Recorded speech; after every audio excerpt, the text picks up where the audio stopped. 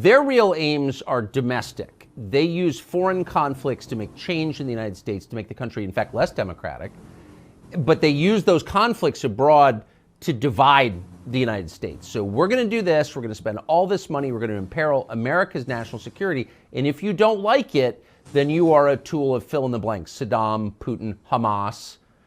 It seems like a uniquely poisonous way of running a country, and not at all good for the country. No, I think that's exactly right. If it would be bad enough if the United States were just going around spending all of Americans' money to fuel foreign wars. But what they're doing at the same time with these foreign wars are using them as a pretext to erode the core constitutional and civic rights of American citizens here at home. So when they wanted to launch the so-called war on terror, they ushered in the Patriot Act that gave vast powers to the FBI and the CIA of all kinds of detention and surveillance powers. They empowered the NSA to spy on Americans without the warrants required by the Constitution. Newt Gingrich wanted to rewrite the First Amendment in order to usher in censorship measures in the name of the war on terror. They did the same thing with the war in Ukraine. Some of the greatest censorship on big tech came from those people who were questioning NATO narratives, who were standing up and saying, I don't think these things are true. I don't think these things are wise. The EU made it illegal to even give RT a platform. So every single one of these wars results in fewer and fewer rights for Americans here at home. And now we're seeing the exact same thing, Tucker, with this insistence, and the Biden administration is fully on board in partnership with Republicans to provide billions and millions of dollars, not this time to Ukraine to fuel their war, but to Israel to fuel their war. And what we've been seeing from the people advocating that is this insistence that those who stand up and say, I'm not in support of what Israel is doing to the Palestinians, I don't think the United States should treat this war as our war. You don't have to agree with that or not, but there's so many efforts now to say people saying this should be censored. What they're saying is illegal. They're invoking all the theories that the liberal left have been invoking for years now to justify censorship of the views they dislike.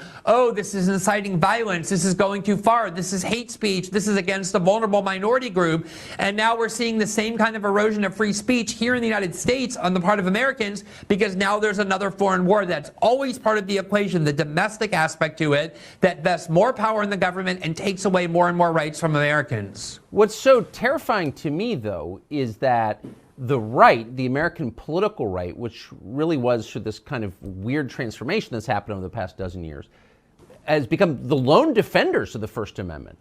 They've abandoned that in the last month, like instantly. So I think you could say, you know, I strongly support Israel. I strongly dislike Hamas. I'm rooting for, maybe I think we should commit troops to the region. I mean, whatever. You can have any view you want. However, American citizens have a right to express their opinion. Period. And that supersedes any other event in any other country. It's like that's a core right. And I don't hear many conservatives saying that. And so you sort of wonder, like, if they're not defending it, who will? I mean, there are people who have built their careers, Tucker, over the last 5-6 years, standing up and saying, we can't have cancel culture. We can't have censorship. College students aren't entitled to feelings of safety. We don't censor in order to protect people from views they find threatening, mocking the notion that minority groups are vulnerable and we have to censor in order to protect them. Turn on a dime and now become the leading voices saying, because American Jews feel unsafe, that's valid in a way that, say, claims from black people or LGBTs or Latinos aren't valid, and because of that, we need to censor. Fortunately, there have been some conservatives, influential ones, who have been quite consistent. Candace Owens, for example, had a very public argument with Megyn Kelly in which she was saying, we're not the left. We don't get people fired for their political views. We don't believe in using the law to silence people. There have been Vivek Ramaswamy on your show. He just wrote an article in the Wall Street Journal saying we're not going to defeat Hamas through censorship or cancel culture in the United States. And I think the biggest example and the most important one, which is fire.org, that became very popular among conservatives in the United States because they were defending the rights of free speech on campuses for conservative students at a time when the ACLU wouldn't, stood up and vehemently denounced Ron DeSantis for a grave direct attack on the First Amendment when he tried to ban a pro-Palestinian group on campus on the grounds that they're providing material support for Hamas, even though he doesn't claim they did anything other than express their views. And I think this is the point. You are allowed to stand up in the United States and say, I think the United States should bomb Iran into oblivion. I think we should turn Gaza into a parking lot. Lindsey Graham stands up every day and calls for violence of that kind, and he's protected by the First Amendment from doing so. You also, though, as an American, are allowed to stand up and say, I think Israel is at fault in this conflict because of the occupation and the blockade. I think that people in Palestine have a right to fight back. I think that violence is justified because Israel has become oppressive. You can think all those views are repulsive, but leave the question of what you think of those views to the side. No question, Americans have a right to express them, and there has been a concerted effort on the part of many conservatives, including many who have led the way in mocking claims of victimhood and victimhood narratives by minority groups and the idea that people need to feel safe.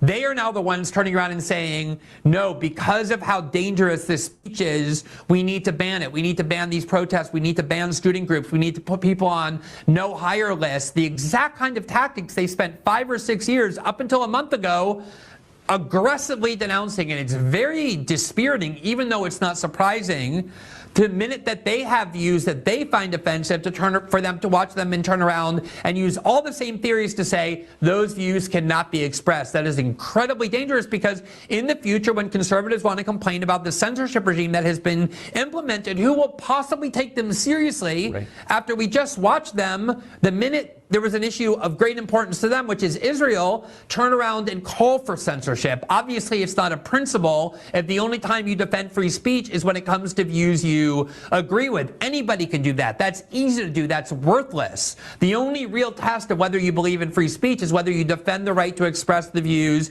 you find most offensive. And a lot of conservatives, not all, are woefully failing that test. I have to say, I am surprised. I was shocked by it. I am shocked by it. And I'm shocked not just by how little they care about freedom of expression, but also about the emotion involved. So for the past, 20 years, it's been a staple of demonstrations on college campuses to attack the United States. It's a garbage country. It was built on chattel slavery. It's fundamentally illegitimate. The New York Times devoted an entire year to telling us that the United States is a fundamentally racist country. And it's an immoral place, fundamentally, from its inception. And nobody said anything about it. Nobody stopped sending money to UPenn over that when they were attacking the U.S. or white people, or none of that even registered with anybody. But the second a foreign country gets criticized, we got to shut it down. I mean, where's the concern for the United States? Or is that a stupid question? Yeah, I mean, I had Mike Johnson on my show, the new Speaker of the House, 2 months ago, and I walked away with a somewhat positive impression, and yet I was amazed that, we have this ritual in the United States. It's not very common. We elect a new speaker. It's only happened 56 times in the whole history of our country. And the new speaker sends up this tribune, and he gives a speech to try and tell Americans what his speakership will be about. And Mike Johnson had one opportunity to do that, and he said, the very first thing we're going to do. And Americans were like, what are you going to do for us? Are you going to end the fentanyl crisis? Are you going to keep drugs out of our country? Are you going to provide better jobs for us? Are you going to reindustrialize? He said the very first thing we are going to do is pass a bill to help our friend Israel. That's the first thing we're going to do.